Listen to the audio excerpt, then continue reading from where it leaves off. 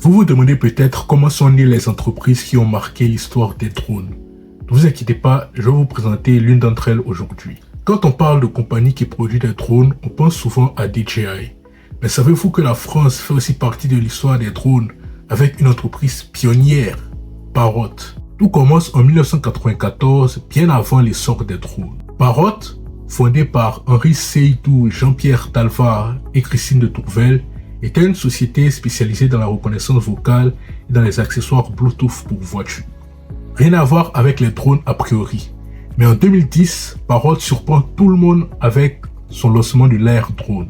L'idée du Parrot Air Drone est venue du désir de la société de créer un nouveau type de jeu en exploitant le potentiel de la réalité augmentée et en utilisant un téléphone comme télécommande.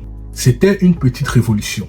Un drone piloté par un smartphone doté de caméras embarquées avec des capteurs gyroscopiques et ultrasons qui le rendent facile à manier. À l'époque, voir un quadricoptère voler dans son salon ou filmer depuis les airs était presque de la science-fiction. C'était un jouet high-tech, mais aussi un tremplin pour les passionnés qui voulaient découvrir le pilotage.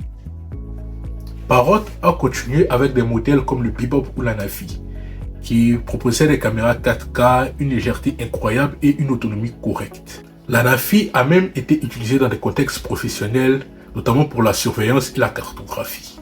Cependant, la concurrence était rude avec DJI. Parrot s'est donc peu à peu retiré du marché public pour se concentrer sur les drones professionnels, notamment avec la Navi USC, conçue pour des usages militaires et de sécurité.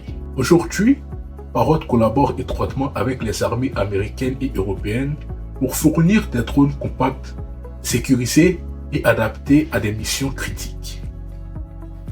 L'histoire de Parrot, c'est donc celle d'un pionnier européen qui a marqué les débuts du drone grand public avant de se spécialiser dans la défense et la sécurité.